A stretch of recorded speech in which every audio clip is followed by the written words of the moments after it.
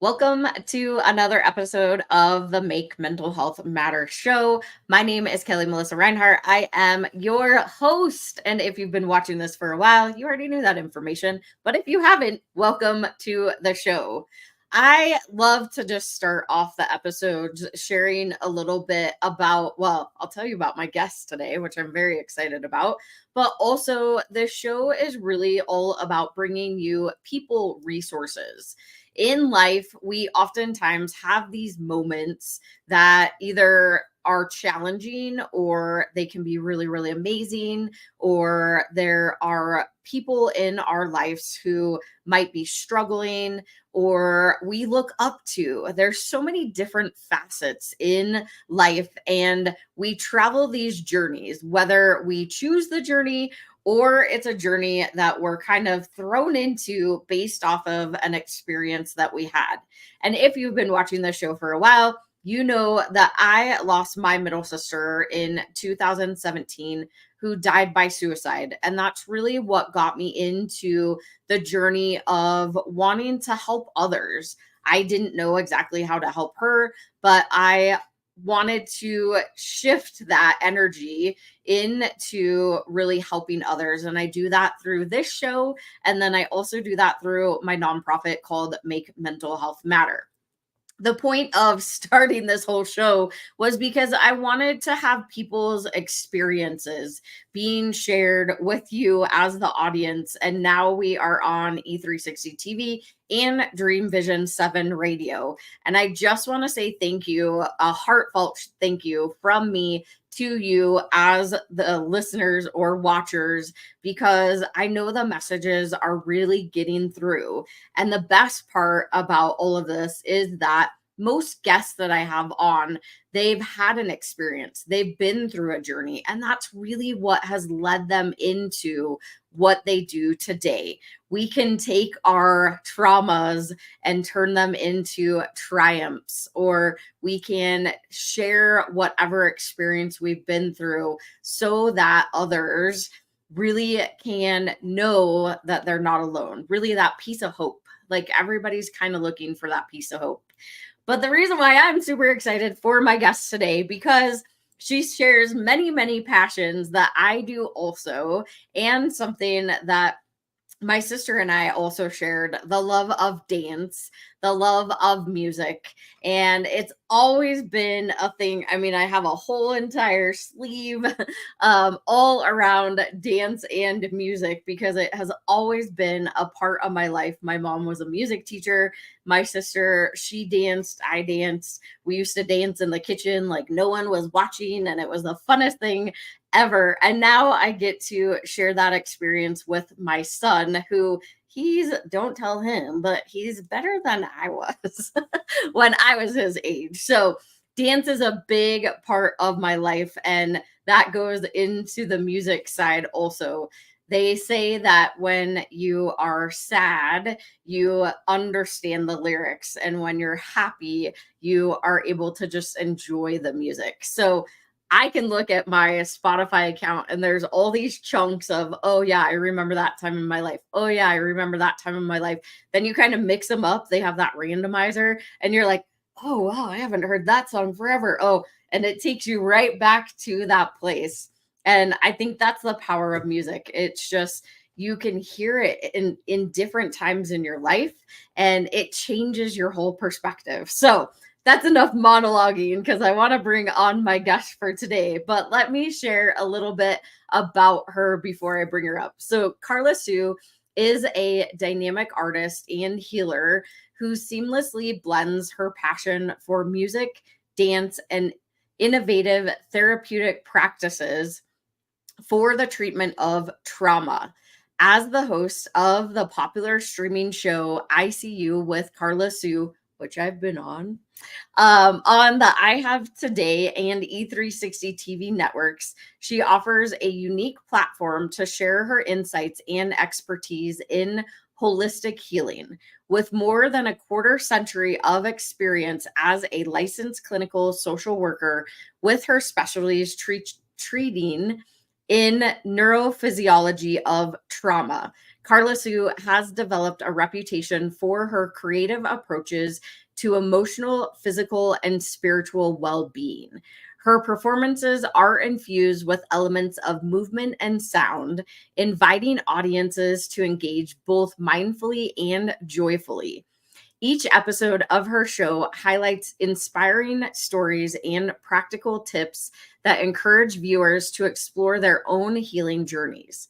Karla Sue works not only Karla Sue's work not only entertains but also empowers individuals to embrace their true selves. Through her artistry and compassion, she continues to touch lives and create positive change on a global scale. So, without further ado, Karla Sue, thank you so much for joining me. Thank you for having me today, Kelly. It's an honor.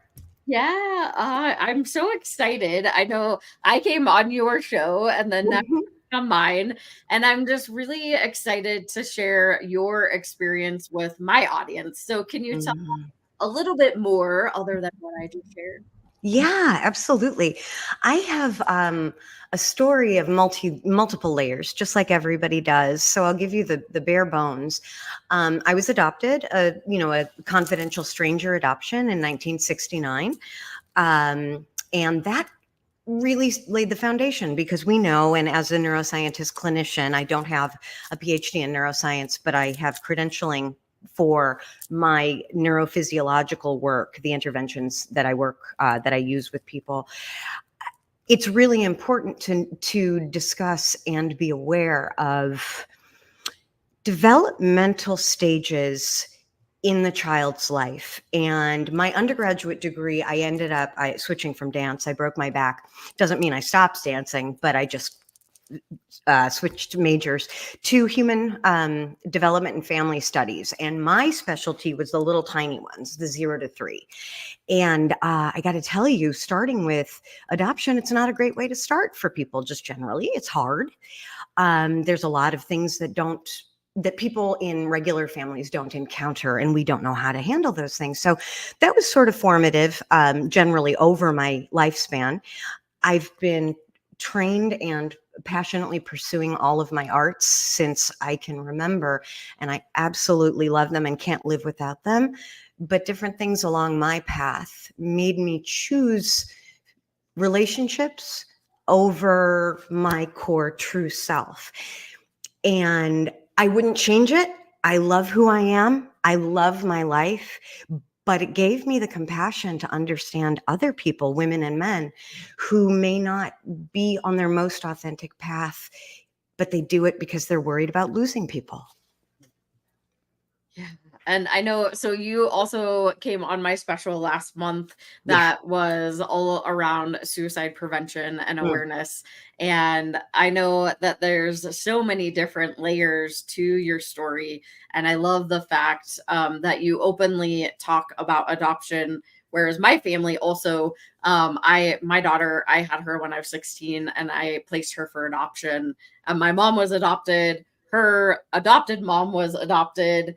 My son Wow. was just recently adopted by my husband. So we have a lot of adoption stories in our family. And all of ours are very, there's kind of the different dynamics of really, really good. And then there's those parts of wondering where you came from, like my mom and my daughter's adopted mom, really trying to searching to find where they came from and all those layers.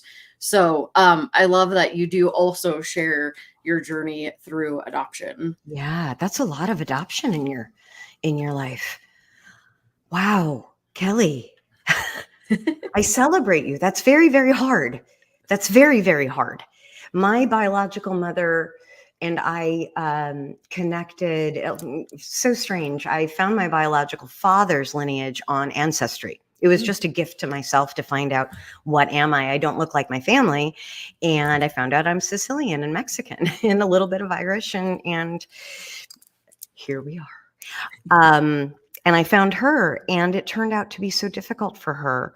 I still correspond with my half sister, but it's just too hard. It's so hard. And when you don't have the support for each of the pieces, that's hard.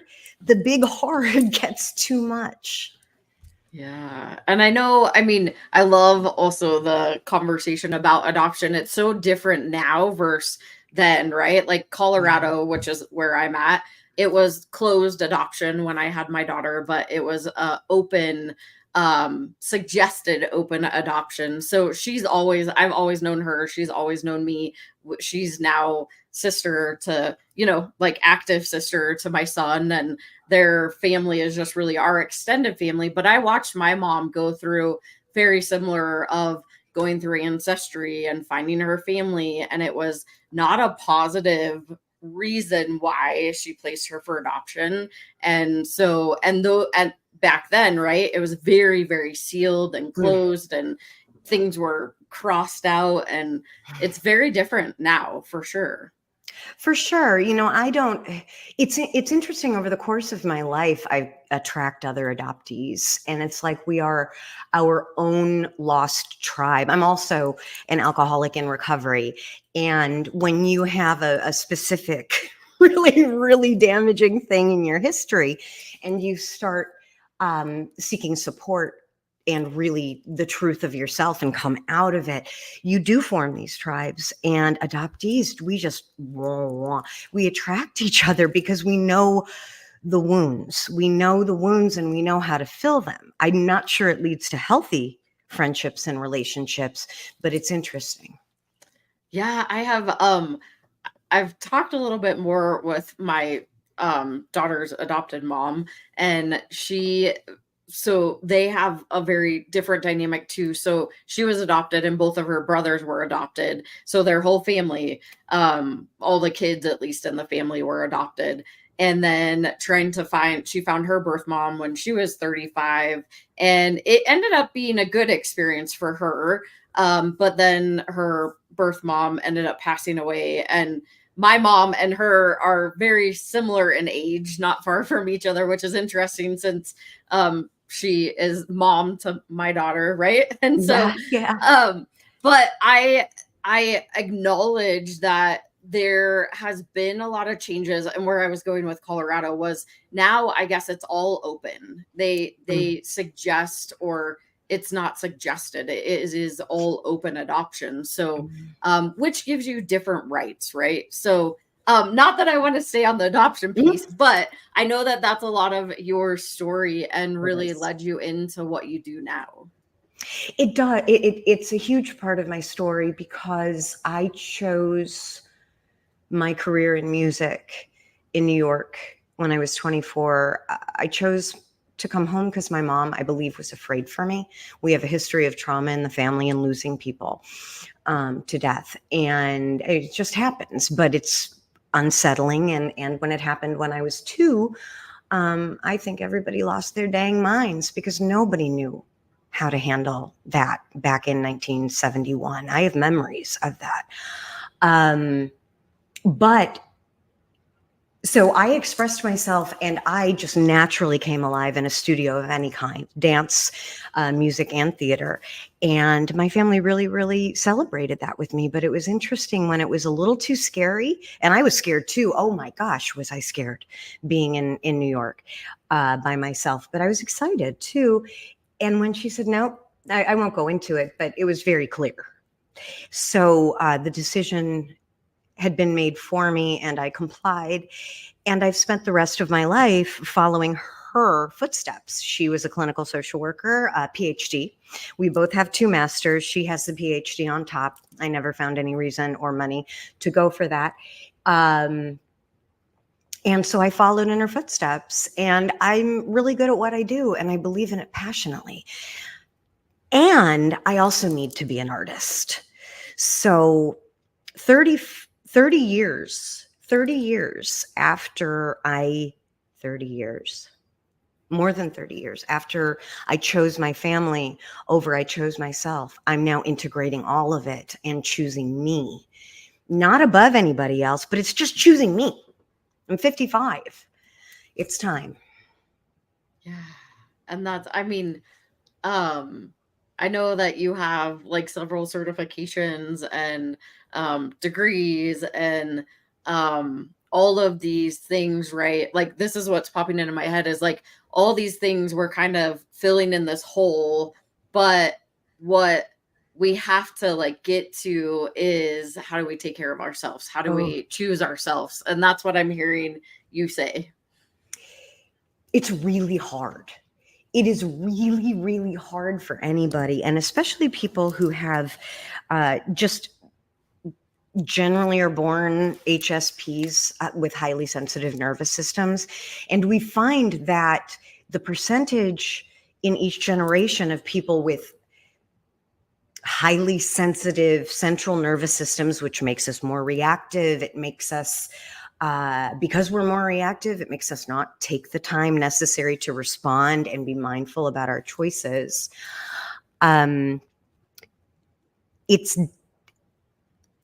It's difficult to be who you are when you don't love yourself yet, but you do know what the rules are for feeling loved. Does that make any sense? Yeah. That just like came. Yeah. Yeah. No, that's, I mean, definitely it's, you know, like what it feels to love, but until you know how to love yourself, then you may not fully be able to love anybody else or yourself, right? And you think you are, and you're doing your best. We're always, I mean, I really believe that humankind, if we take individual to individual, we have the same values. We really do. And it's important to allow ourselves to weigh, like if we think of a weighting system, justice, right? We have to weigh ourselves equal to others, or else we just eventually keep sinking, plunk. And then there's nothing left in us for us to keep going. And I know in my career as a clinician, there are times when it's extraordinarily draining working with trauma. But there are also times where it's extraordinarily triumphant, because not only do I help them, I'm learning about me and my patterns and my son, my only biological relative that I knew until a few years ago, and I'm in my 50s. Yeah, it's a voice that needs to be shared, but until you can cultivate the understanding that it's valid and legitimate to do so, like I'm struggling with that right now. The self-doubt, the imposter syndrome, the automatic negative thoughts come into everybody. And you can't do heart surgery on yourself, even if you're board certified. You just can't. So that's why we're doing these kind of shows, Kelly, because even those of us on the air helping others, we need this interaction to keep us going and to clarify. Yeah. And so I have a question that popped into my head, but yes. What we're going to do is we're going to go to our quick first sponsored break. And then once we get back, I will ask the question. So okay. We'll be right back after this quick sponsored break.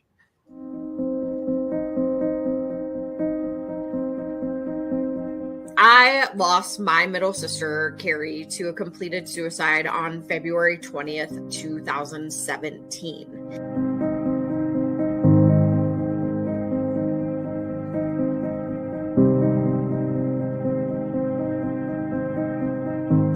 My story, however, it isn't unique.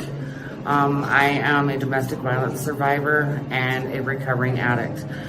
For 14 years, I was in active addiction. And because of Kelli and the work that she does and the opportunity to have my voice heard, I was able to stay clean and sober and have hit a year. I'm still here. And if it wasn't for Kelli answering my call the day that I thought I was going to take my life.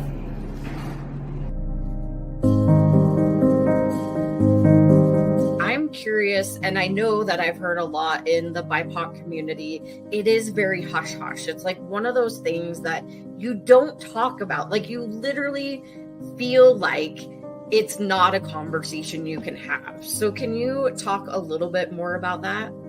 First, shout out to Kelly, because I'm glad that she asked the question. I researched you before I went on your show, and I saw how real and authentic you were. And I just appreciate the question, because it is different, and we have to have tough, courageous conversations. So yes, I always say I'm a triple diversity threat. I'm a Black woman with multiple disabilities. Now, I'm not really a threat, but to other people, I may be, because people fear the unknown and what they're uncomfortable with.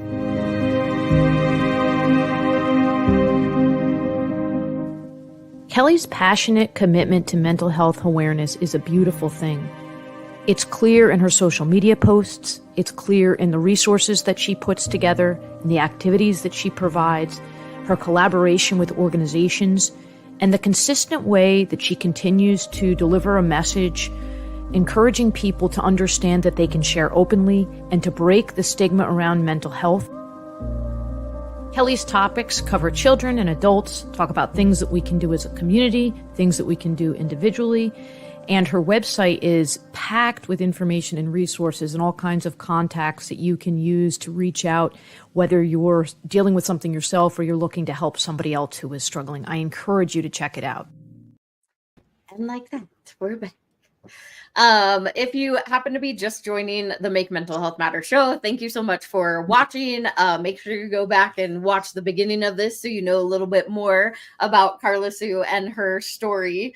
Before we went to the break, we were kind of talking about like being a clinician and self-care and love, like really real true love, how we know what it feels like to be loved, but we don't really authentically or wholeheartedly, I guess you say, know that like love until we love ourselves. And the question that was popping up into my head, because talking about clinicians, people that work in the mental health space, people that work in the healthcare space, we are often the ones that forget about ourselves. And I know I am guilty of this also. I think that this is a great conversation because we can help people. What I say, I can talk to people till I'm blue in the face for what them to do, but I don't actually sometimes know how to help myself. And you had mentioned that you have those times that you're struggling and you're helping others, but then you also have those times that you can be triumphant and you start to learn more about yourself as you are helping others, which I think is really awesome and important. So back to my question of how can we start to change this conversation around people in the healthcare mental health space and really get them to understand, like, we have to be able to help ourselves before we help others. And I use the analogy, I know you use the weighted, which I think is a great visual. I always use the oxygen mask of putting your oxygen mask on first in a plane. We know that. We will do that, but we don't often do it enough. So that's my question of like, how do we get it to be more important and change that conversation? Well, it has to start with the family with young children, which means we have to start with those parents and those parents and those parents. For clinicians, and you see in the healthcare field, there's a lot of us that you can tell are running on fumes. A lot of us are overweight, or a lot of us smoke. I do smoke. It's a dance thing. It's a weird thing. We engage in unhealthy activities because we are just human like anybody else, but we are carrying the weight of a person's life or a person's hope or survival for the next a few minutes on our shoulders. And I was talking to a very dear friend of mine who produces my show this morning that maybe the reason why my back is my primary place of pain, my back and my pelvis, is because I'm a woman intended to carry very strong burdens so that I can know how to make it one-on-one, not clinician to patient, I can make it one-on-one. I'm a drunk too. I'm a rape survivor too. I'm a domestic violence survivor as well. And that was the thing. I needed to get out of that. And I knew I couldn't do it until I was sober. And I woke up one morning, December something, 2020. And the first thought in my mind was, well, it was a voice. Because every day my first thought was alcohol and how am I going to get out of this life? And I would sit and I would watch cars go by and I would think about the damage I would do to the driver should I jump in front of her car. And that was what would prevent me day after day after day to get out of this marriage. And then one morning I woke up and the voice in my head said, Karla, get up. You do have something to give to this world and your son needs his mom back. And that was just a couple days. I got a bed and went into treatment. And my sobriety date is December 29th, 2020. Not that it matters because we go through, I mean, counter addictions. I smoke, I shop, you know what I mean? It's every day. But thank you for that because breaking that physical dependency was much easier when I was not in an abusive environment anymore. And when my home became safe again, I went to a couple of AA meetings a day because I didn't have any friends. That's what happens when you're in a marriage that keeps you isolated. And that kept me going minute to minute. My show's theme song for I See You with Karla Sue is Surfer Girl. And that was a moment in my life where I just looked at the beauty of a guitar that I owned. And it reminds me very much of tropical colors and tropical heat and tropical water, which is why I'm here now. Even if I have to choose, I'm going to bring my son to a place where his mother is the most enthusiastic, empowered version of herself. And that for some, it's the mountains. For some, it's the desert. For me, it is the tropics. And so that's self-care. Have I been beating myself up when I'm running on the beach? Somebody doesn't like me and I'm a baby TV host and what the heck am I going to do with my life? Yeah, I am, but I'm running on the beach. So we need to force ourselves to do what we can with what I've got, with what we've got. So when I'm here, I'm outside as much as possible. And you can tell I even have hives. I even have hives from too much sun. When we are in between people, here's a great hack. And I will show this in like an Insta reel at some point. You lay on your back. Here's a great hack. You lay on your back with your knees up, right? And then you let your knees fall open like a butterfly. Take a deep breath in and lift your butt off the floor. So you're in this weird position with a butterfly with the back just slightly raised off the floor. It's weird. It's shaky. And you breathe there. And then you come out of it and you do it 3 times and it resets me in between patients.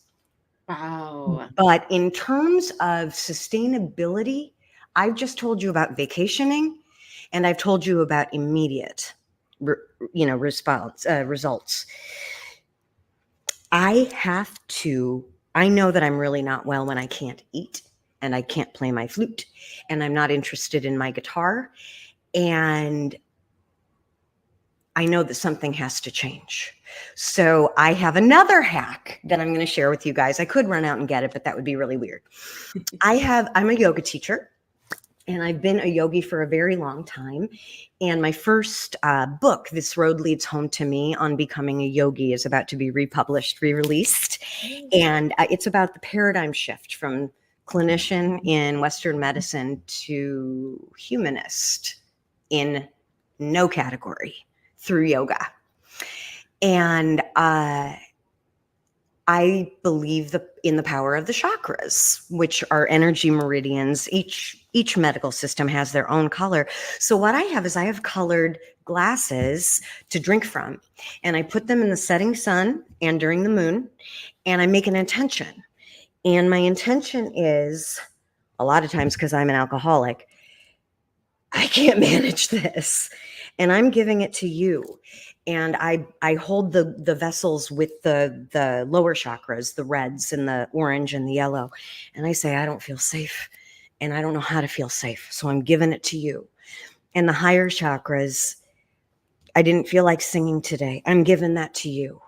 My job on this planet is to promote social justice everywhere. I'm not a singer. I'm not a trauma specialist.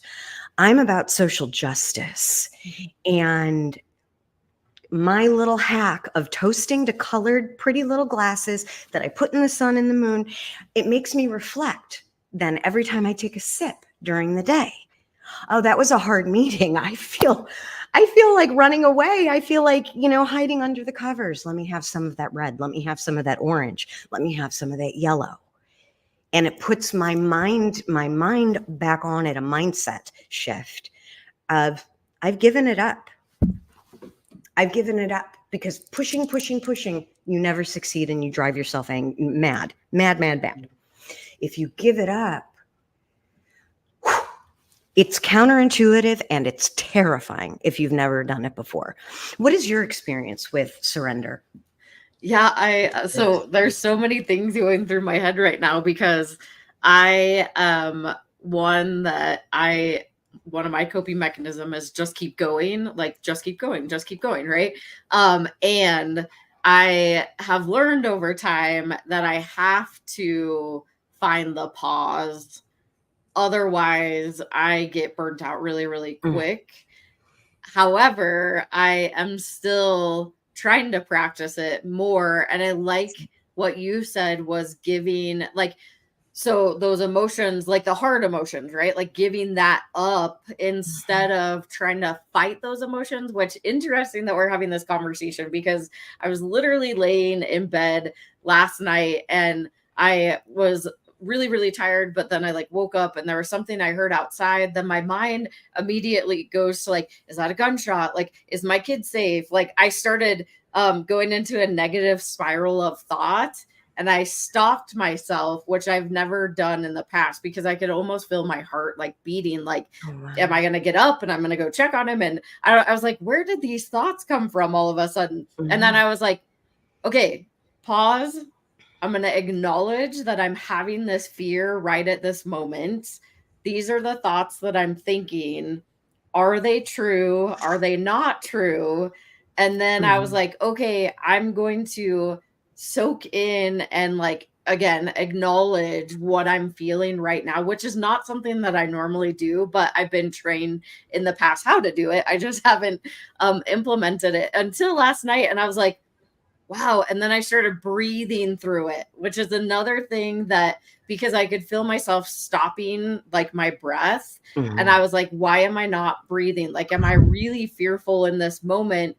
And I was also watching like a CSI crime show before I went to bed, which probably was not helpful. But then I was like, okay, I'm acknowledging, I'm accepting the fear. Now I'm transforming the fear into my breath. And I like moved myself through it. And I was like, all right, well, that works. And I'm like, okay, cool. So it was actually a really cool experience for me last night. Well, wonderful. Isn't it great when we're the ones who are the teachers and we don't know what the hell we're doing. And then we stumble upon, we remember something that worked for us before. Woo! So it does happen to all of us. And I think you're onto something about what you were watching because there is a series about kids, well, not young men in America who killed their parents on Netflix. And being a trauma specialist, looking into the neurophysiology, looking at the neurodivergency of the developing embryo, of the developing fetus in a toxic and domestic violence rife environment. And you see what happened to these kids. Well, I'm a clinician as much as, I'm just a humanist, right? I just like to sing it, but I like to learn it too. So I binged on that. I'm like, oh, this is so delicious and this is so wonderful. But it's not, because you take it with you to bed. You take it with you to bed.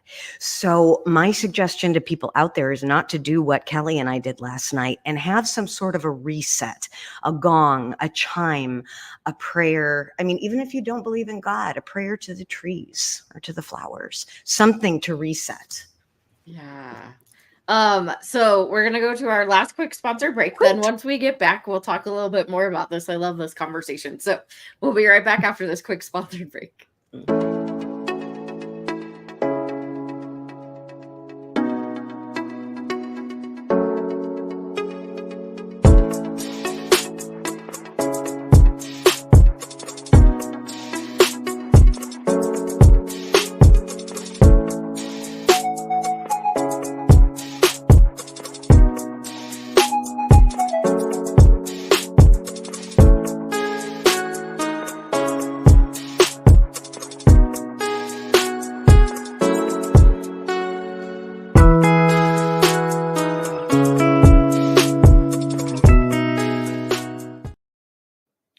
Hello, this is Steve Ramona with the TV show Together We Serve, Fridays, 2 p.m. Pacific, 5 p.m. Eastern on E360 TV.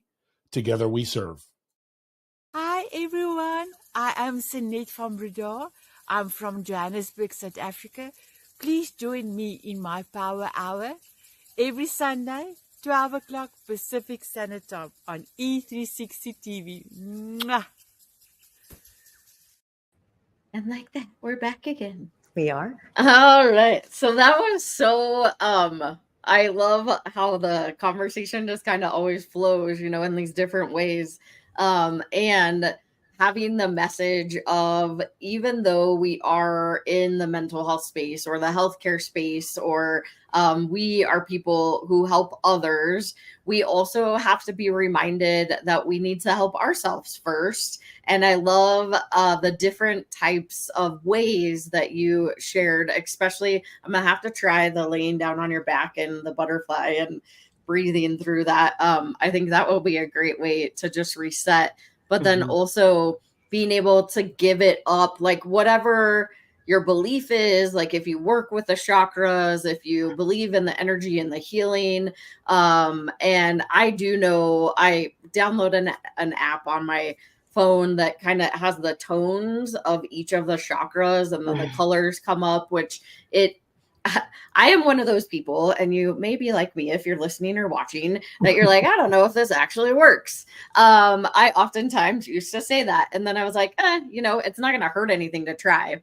And I found that it actually, I can tell like when the sound is like not, it doesn't feel good to me. I'm like, there's probably a block somewhere there. And that's when I know, and I'm like, okay, well, how do I move through the block? And I haven't perfected that yet, but I feel like the breathing is something that I utilize. So I'm glad that you gave several different tips that people can use. The breathing is the most important thing for people to remember. Out of anything else, remember, breathing is the only way that we can intentionally affect our central nervous system. When we do pranayama, which is Sanskrit for breath modification, just means anything outside of your normal breath pattern. Controlling it through counts or lengthening the exhale is particularly soothing. When we do those things, we do influence our central nervous system, which goes off the rails when we feel threatened or afraid, or impending loss is terrifying, or maybe not good enough, those kinds of things. It's important, when you were saying you don't have to be woo-woo to understand that various parts of your body kind of retain the crap you've exposed yourself to during the day. So I just encourage people to understand this. In the brain, 95% of the functionality of our brain is dedicated to interpreting signals from the body. Is it hot? Is it wet? Do I need to go faster? What is this input? And if we aren't moving our bodies, you don't have to lift weights. You don't have to go skiing. You don't have to do anything. Just walk up and down your block and count the number of cars, mindfulness, something like that, and get your body moving. Because if you don't, the 5% of our brain, which makes us higher than other mammals, really doesn't serve us well in the end in our global community, because we need to override that through our breath and through body interventions like expanding the chest and, opening and opening the eyes, and you look like a little bit of a lunatic, but who cares? Because when you're letting the energy in, it's not scary. When you're scared and you're not letting in the energy in, that's when it feels scary, which is where in the addiction and mental health, I'm sure you've heard act as if or fake it till you make it. Because if you really give a lot of your time and attention to how much this freaking hurts, this rejection, whatever it is, it keeps going. We do have the power to reset it. Once we know it, then we need to foster and cultivate those practices. Yeah, I often reflect on a time in my life when I was one of those that said, if I didn't have bad luck, I wouldn't have luck at all, or everything bad happens to me. Like, can't I just get a break? And those were often the words that I used. And I'm like, oh, again, or oh, again. And I'm not like saying that I have perfected like that part of my life by any means, but now that I have moved forward and gained more skills and knowledge and certifications and all the things, like I can now look at different points and be like, oh yeah, this is similar too, but it's very different because I now have access to other words that I can use, right? Like, and so at this point in my life, I can fake it till I make it. And if I really open up, like I love that you did that, is like, I love how it feels just opening up this area of my body. And I haven't thought about the eyes and all of that. I'm going to have to do that because this is where I carry everything, is right. And I actually had a massage therapist say, it's more right here. You have like all of this. You just got to tap right there. Yeah, and it helps. And a lot of people, I mean, it's the state of your body, right? If you're, I always talk whenever I'm on stage, I'm like, if you have the Eeyore syndrome, the nobody loves me, everybody hates me, I'm gonna go eat worms, right? Your body's like physically down. I mean, your state is just enclosed, like you were just saying. But when you start to expand and you sit up straight and you I can do it. Yeah, open your body. It's just, it changes everything. Which, and it's free. Yes, it's free. And you don't need to give anyone your email to do it. Yes, exactly. Yeah. Yeah, so I love that point too. And I love that you have kind of taken all of these different, like the brain, the body, the music, the movement, the energy, and all of them just combined into helping heal people. It's, the thing is, I felt, like I said, I really believe that everybody does the best that they can with what they've got at the time and their level of awareness. I really do. But I was one of those people that sort of just was too noisy and unpleasant and messy. And the problem is, noisy and messy doesn't happen in a vacuum. And if we don't have curiosity, like, why the heck is she making those choices? Those are really bullshit. Those are really crap choices, Karla Sue. Yeah, they were, but there were a whole bunch of choices before that. Any point we can intervene. That's why I chose trauma, because if we get right to the brain and to the neurophysiology, the chemistry, the hormones, the oxytocin, the dopamine, the cortisone and adrenaline, if we don't get into regulating all of that and take charge of that, don't give it to a doctor. Don't give it to anyone. Learn what you can to restate yourself so you know what your baseline is. You know what your baseline is, and that empowers us to get through the hardest of the times. To remember, here's another hack. Maybe start thinking of our bodies as the warriors that carried the mission. And now they're tired and they need to be watered and they need to be washed and they need to be fed and they need to be cradled. So let's take care of our bodies now, because they've delivered us and they will deliver us and they will die if we choose that too. That's the most loyal thing in the world that we can ever have, is our body. So for Pete's sake, let's reevaluate our value system and what really is important to us on our deathbeds. That sounds dramatic, but when I look back, I want to be proud of the parent that my son had, so that he could go through his own crap, but he didn't have to go through what I went through. I could at least help him there. Yeah. No, I think that's such an important message, right? Like, what do you want to be known for, or what do you want your tombstone to say, right? And I know that oftentimes in business and in life, I hear the saying of starting with the end in mind, right? Like those are two things in life. We're born and we die. Those are two things that we know are absolutes. So why not start with the end in mind, and we're building it back to something that we want to experience? Because the best part about life is that we are the writers of our own story, and we get to choose how we want to show up. And I think that's really, really cool. And that's a lot of what you actually gave me chills as you were saying that. I'm like, it's such a great way of thinking. And I didn't even literally didn't think about that as life. I've heard it in business so many times, but I'm like, why don't we do that with life? So thank you. Yeah. And I would love any final thoughts that you have, and then just share with the audience where they can find you and follow your story. Yeah.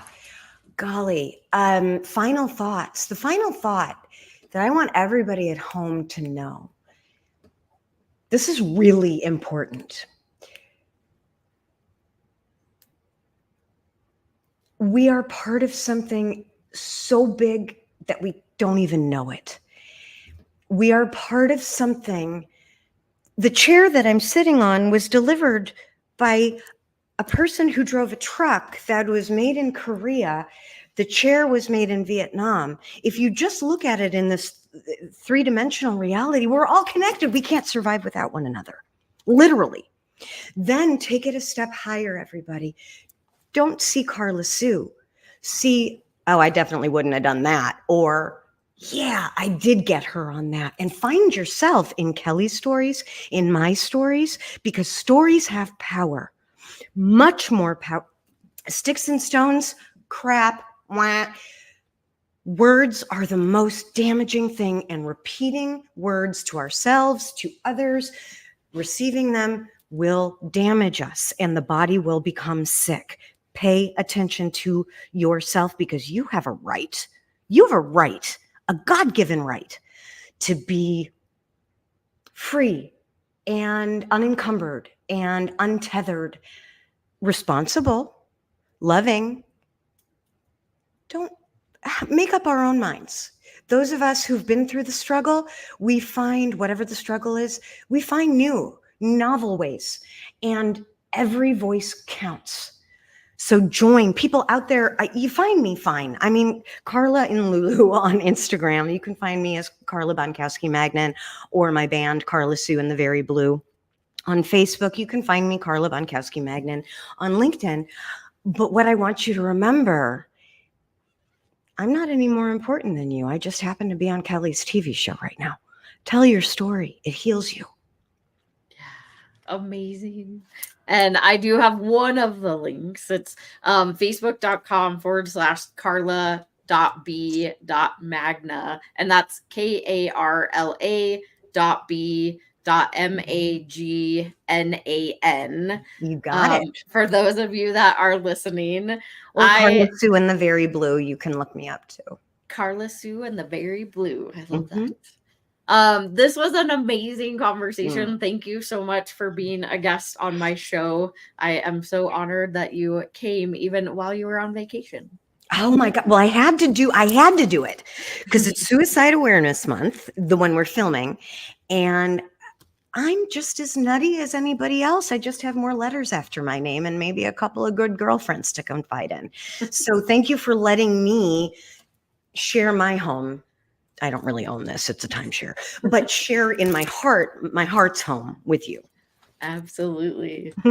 Thank you so much, everyone. Of course. Thank you. All right, y'all. That was another amazing episode of Make Mental Health Matter. I hope that you got some good nuggets. I don't know about you, but I did. So I'm going to try a couple of those. And I think that just having an open, transparent conversation about whatever experience we've been through in life is important. It can be healing.